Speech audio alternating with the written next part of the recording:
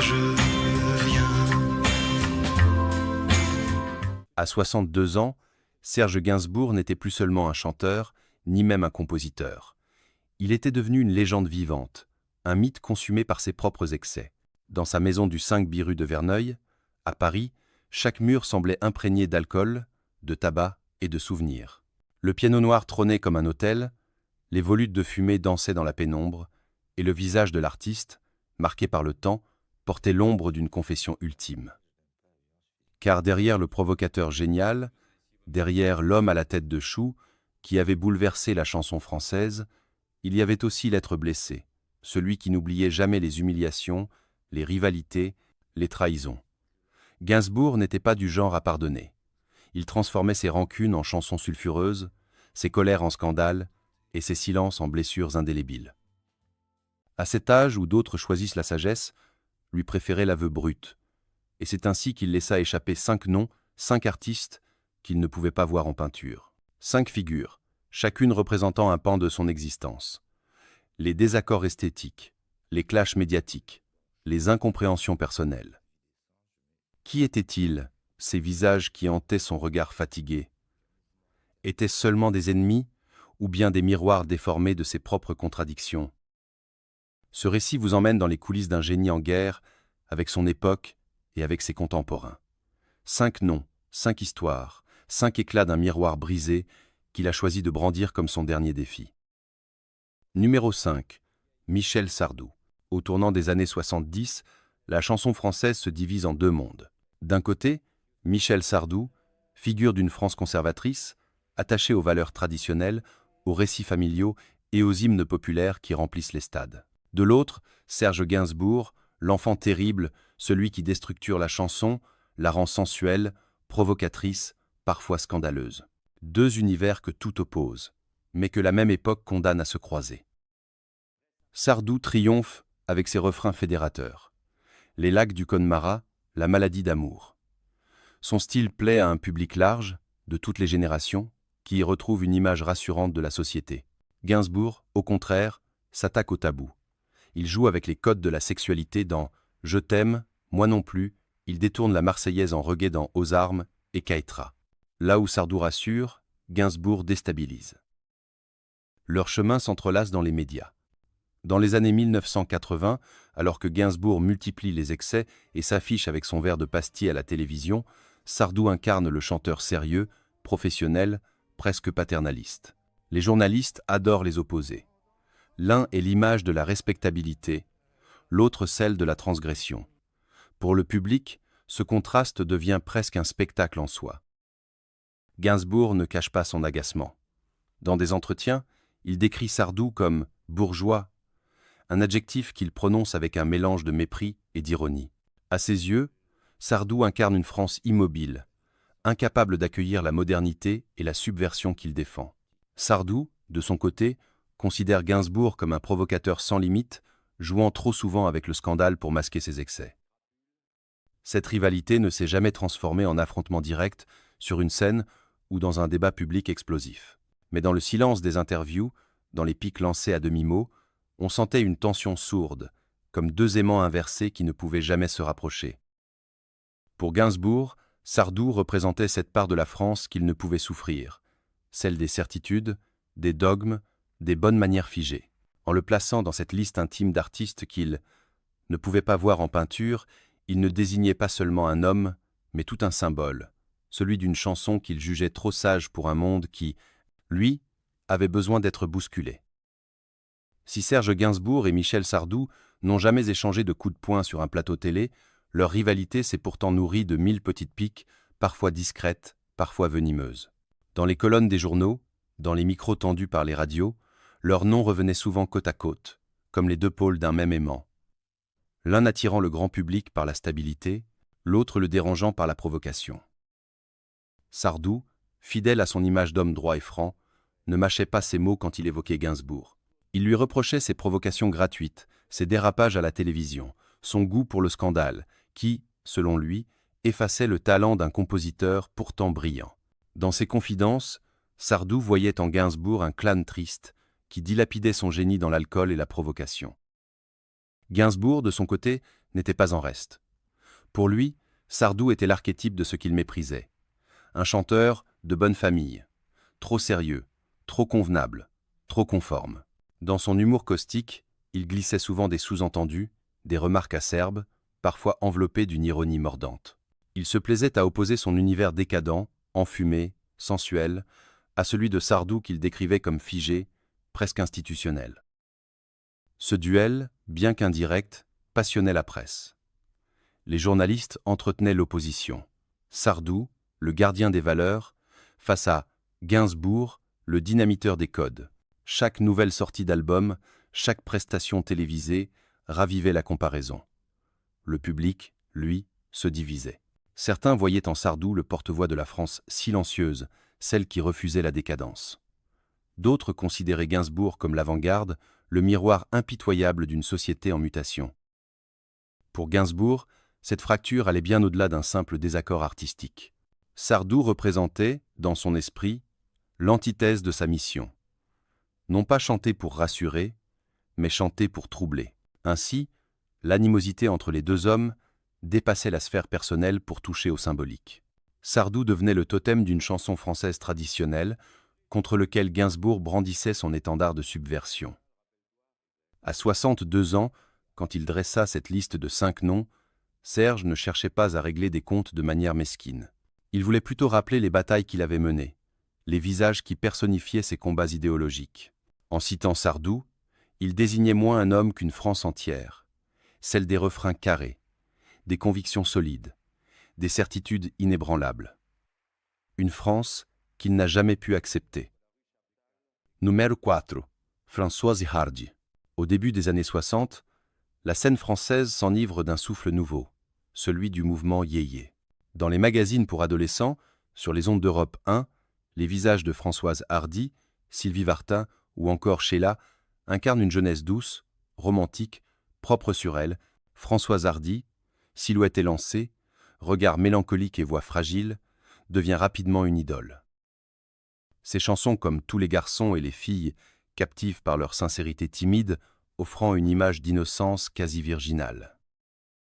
Face à cette vague de fraîcheur, Serge Gainsbourg apparaît comme un électron libre.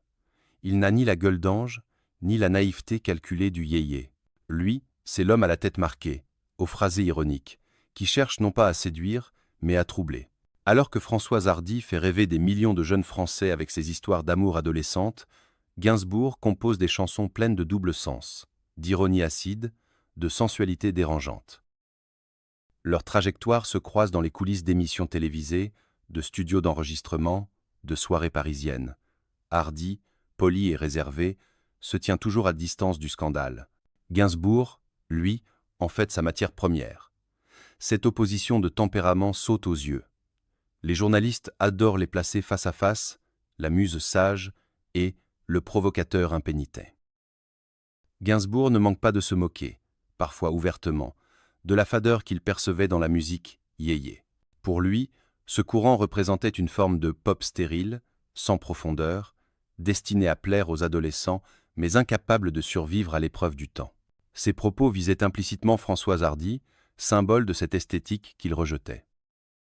Hardy, de son côté, observait Gainsbourg avec méfiance. Elle reconnaissait son talent d'auteur, mais ne supportait ni ses excès, ni son goût pour le scandale. Pour une artiste comme elle, attachée à la sobriété, au raffinement, à l'introspection, la vulgarité apparente de certains textes de Gainsbourg constituait une provocation inutile. Cette distance artistique devint peu à peu un mur invisible. Dans l'esprit de Gainsbourg, Françoise Hardy incarnait cette jeunesse sage qui ne l'avait jamais acceptée. Dans celui de Hardy, Serge représentait l'exact contraire de ce qu'elle cherchait à défendre. La sincérité sans provocation. Deux icônes de la chanson française, deux mondes que tout séparait et que la même décennie contraignait pourtant à cohabiter. Avec le temps, la divergence entre Serge Gainsbourg et Françoise Hardy devint plus qu'une simple différence de style. Ce fut une fracture profonde, presque philosophique. Hardy, fidèle à son image d'artiste pudique et élégante, cherchait dans la chanson une forme de vérité intime, une sincérité dépouillée de tout artifice. Ses textes exprimaient des émotions universelles avec une simplicité touchante. Elle ne concevait pas la musique comme une provocation, mais comme un miroir discret de l'âme. Gainsbourg, au contraire, considérait la chanson comme un terrain de jeu où tout devait être permis. Le double sens, la sensualité, la provocation, la subversion. Pour lui, un texte devait bousculer, heurter, provoquer une réaction. Et si la société s'en offusquait, tant mieux. C'était le signe que l'art avait accompli sa mission. Cette conception radicale mettait Hardy mal à l'aise. À plusieurs reprises, Hardy exprima publiquement ses réserves. Dans des entretiens, elle qualifiait certains textes de Gainsbourg de trop sulfureux, trop chargés en allusions sexuelles ou en provocations gratuites. Elle refusait l'idée que la chanson française puisse se réduire à une succession de scandales médiatiques. Ses propos n'étaient pas des attaques directes, mais ils visaient clairement le style que Gainsbourg incarnait. De son côté, Gainsbourg accueillait ses critiques avec son ironie habituelle.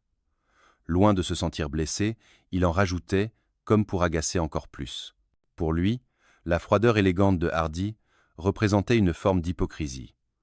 Derrière les chansons sages, il percevait une peur d'affronter les zones d'ombre de l'existence. Il préférait, disait-il, allumer le feu là où les autres posent un bouquet de fleurs. Ce duel silencieux, loin des clashs spectaculaires, se déroulait dans les regards, dans les mots pesés des interviews, dans les absences remarquées lors d'événements communs. Ils ne s'insultaient pas, mais s'ignoraient. Ils ne se faisaient pas la guerre, mais s'éloignaient irrémédiablement, comme deux planètes appartenant à des orbites différentes. Ainsi, lorsque Gainsbourg dressa la liste de ces 5 artistes qu'il ne pouvait pas voir en peinture, Françoise Hardy y figurait comme un symbole, non pas d'une haine viscérale, mais d'une incompatibilité fondamentale. Elle représentait une chanson française qu'il jugeait trop sage, trop rangée, trop timide pour refléter les vérités qu'il cherchait à crier. Elle, de son côté, voyait en lui le miroir d'un monde qu'elle refusait, un univers d'excès, de scandales et de blessures publiques. Cette distance, jamais comblée, devint définitive. Et dans ce silence entre eux se lisait toute l'opposition de deux conceptions de l'art, l'une tournée vers la pudeur et la retenue, l'autre vers la provocation et la déflagration. Numéro 3. Johnny Hallyday. Dans la France des années 60, deux figures dominent déjà les imaginaires. Johnny Hallyday, l'idole des jeunes, et Serge Gainsbourg, l'homme à la tête de chou. Pourtant, leurs trajectoires artistiques ne pouvaient être plus éloignées. Johnny incarne le rêve américain transposé en France. Blouson noir, guitares électriques, refrains simples et fédérateurs. Il fait chavirer les foules adolescentes, électrise les stades, devient le visage même d'une génération qui découvre la liberté à travers le rock. Serge Gainsbourg, lui, se place immédiatement en contre-champ. Loin de vouloir séduire les masses, il construit une carrière d'auteur raffiné, nourri de jazz, de poésie, puis de provocations sulfureuses. Il revendique le rôle de l'anti-idole. Trop laide, disait-il, pour être une star. Trop ironique pour être pris au sérieux par les foules. Là où Johnny incarne la passion instinctive, Gainsbourg choisit l'intellectuel provocateur. Les premières années, leurs univers se croisent presque naturellement. Gainsbourg écrit même pour Johnny, comme il l'avait fait pour d'autres grands interprètes. Mais très vite, les différences se font sentir. Johnny recherche des chansons qui galvanisent les foules, des refrains qu'on peut reprendre en chœur. Gainsbourg, au contraire, aime brouiller les pistes, cacher des doubles sens, jouer avec l'ambiguïté. Entre l'efficacité populaire et l'art du décalage, le mariage s'annonce difficile. Le contraste s'accentue dans leur manière d'occuper l'espace médiatique. Johnny apparaît comme un professionnel du spectacle, une bête de scène qui offre à son public une énergie brute, presque animale. Gainsbourg, lui, préfère la provocation calculée. Ses passages télévisés deviennent des performances où l'alcool, la fumée et les phrases chocs prennent le dessus. Peu à peu, une tension sourde s'installe. Johnny, bien que reconnaissant le talent de Gainsbourg, se lasse de ses provocations et de son côté insaisissable. Gainsbourg, de son côté, voit en Johnny un produit fabriqué pour les foules, une star trop soumise aux attentes du public et aux codes de l'industrie. Cette opposition entre l'idole et l'anti-idole finit par devenir une évidence dans les yeux des Français. Et derrière cette rivalité, il y avait deux visions de la chanson française, celle qui rassure et unit, et celle qui dérange et divise. Johnny Hallyday et Serge Gainsbourg, chacun à sa manière, incarnaient les deux pôles d'un même paradoxe, l'art comme communion ou l'art comme scandale. Malgré leurs différences, il existait chez Serge Gainsbourg une forme d'admiration ambiguë pour Johnny Hallyday. Admiré, parce que Johnny représentait ce que lui n'avait jamais été, une icône physique, adulée par des foules hystériques, capable de remplir le Parc des Princes ou Bercy. Une force brute de la nature, presque mythologique, mais méprisée, aussi parce que cette même popularité lui semblait artificielle, dictée par l'industrie, fabriquée par les maisons de disques. Leur collaboration initiale, à travers quelques chansons que Gainsbourg proposa à Johnny, laissait entrevoir une alliance possible. Pourtant, les divergences apparaissent très vite. Johnny voulait des hymnes, Gainsbourg livrait des textes chargés de sous-entendus, parfois trop subtils pour la scène rock. La rencontre artistique tourna court, laissant derrière elle une impression d'incompatibilité irréversible. Dans les années 1980, alors que Gainsbourg se complaît dans ses provocations télévisées, levant son verre face aux caméras, insultant parfois à demi-mot l'ordre établi, Johnny, lui, renforce son image de star nationale.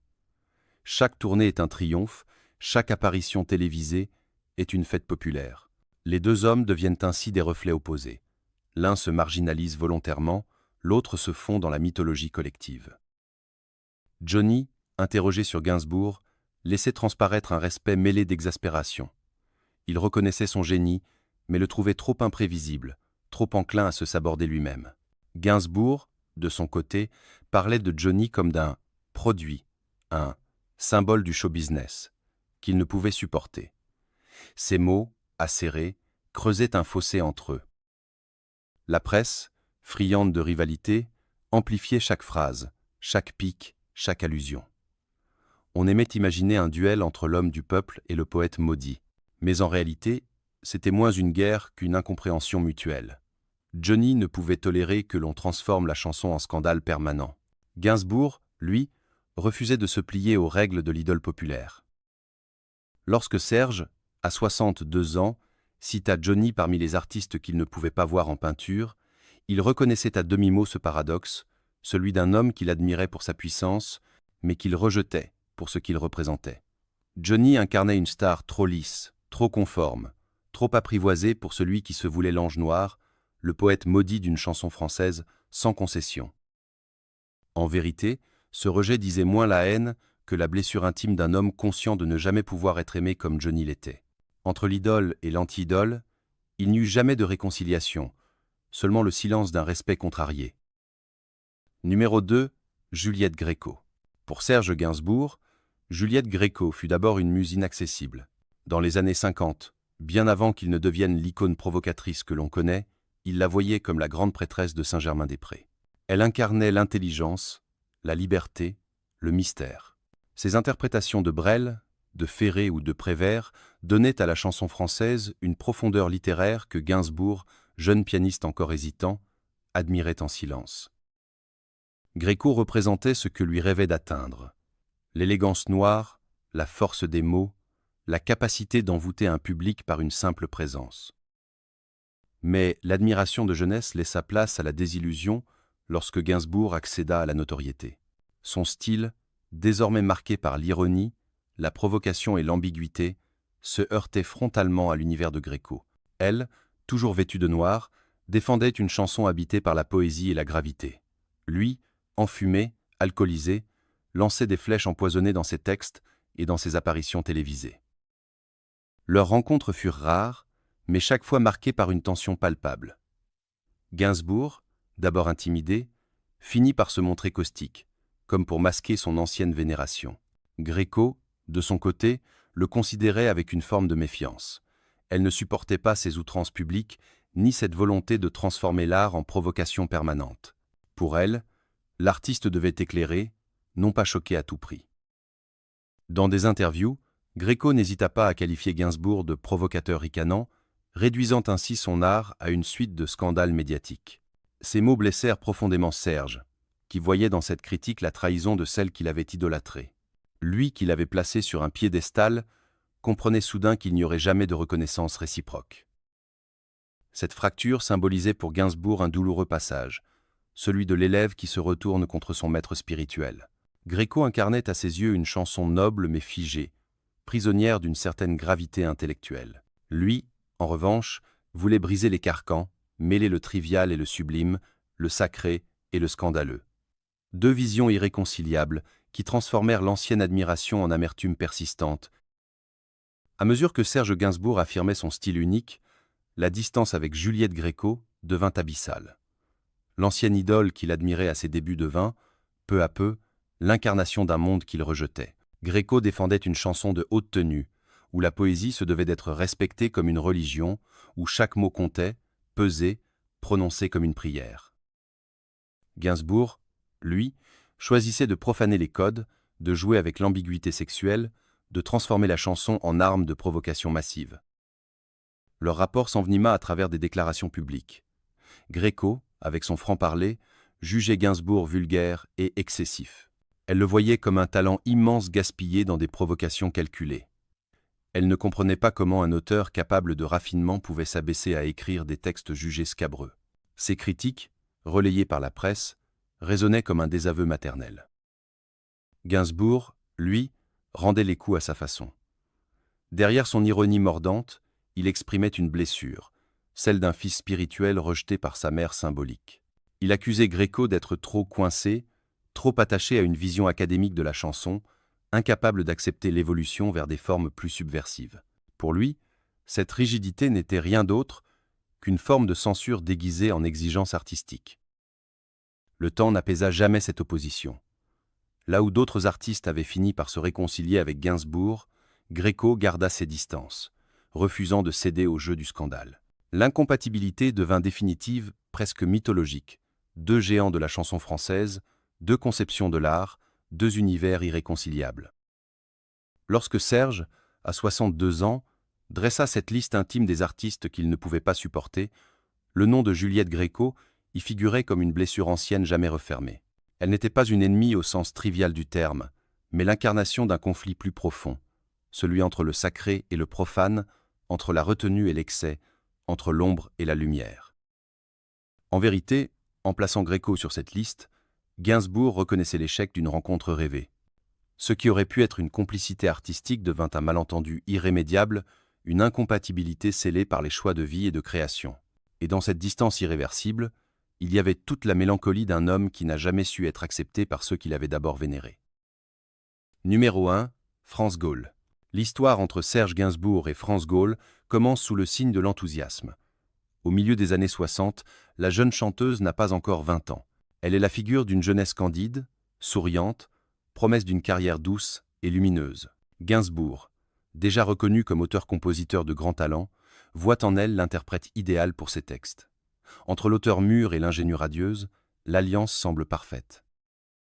C'est dans ce contexte qu'il écrit pour elle Poupée de cire, Poupée de son, qui remporte l'Eurovision en 1965. Le succès est immense. La France entière célèbre la victoire, et la chanson devient un symbole de l'ère yéyé. Pour France Gall, c'est une consécration. Pour Gainsbourg, c'est une preuve éclatante de son génie de parolier. Mais derrière les sourires et les trophées, une ombre commence déjà à se dessiner. Car Gainsbourg, fidèle à son goût de la provocation et du double sens, ne peut s'empêcher de glisser dans ses textes des allusions plus ambiguës. Ce jeu subtil, apprécié par certains pour son audace, allait bientôt provoquer un scandale retentissant. En 1966, il écrit pour Gall la chanson « Les sucettes ». Présentée comme une comptine légère sur des sucettes à l'Annie, la chanson cache, en réalité, une métaphore sexuelle explicite. France Gall, trop jeune et trop innocente à l'époque, interprète le morceau sans percevoir le double sens. Elle le chante avec conviction, croyant livrer une ritournelle innocente. Mais le public adulte, lui, comprend immédiatement la provocation. Très vite, la presse s'empare de l'affaire et le scandale éclate. Gall, humiliée, découvre qu'elle a été au centre d'une farce dont elle n'avait pas conscience. Elle se sent trahie, utilisée, exposée au rire et aux moqueries. Pour elle, ce fut un traumatisme. Elle déclara plus tard avoir pleuré en réalisant l'ampleur de la supercherie. La confiance qu'elle avait placée en Gainsbourg s'effondra brutalement. Pour Gainsbourg, l'intention n'était pas de blesser.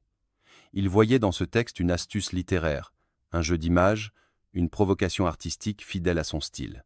Mais il avait sous-estimé la vulnérabilité de son interprète. Là où il croyait provoquer un sourire complice, il créa une plaie profonde.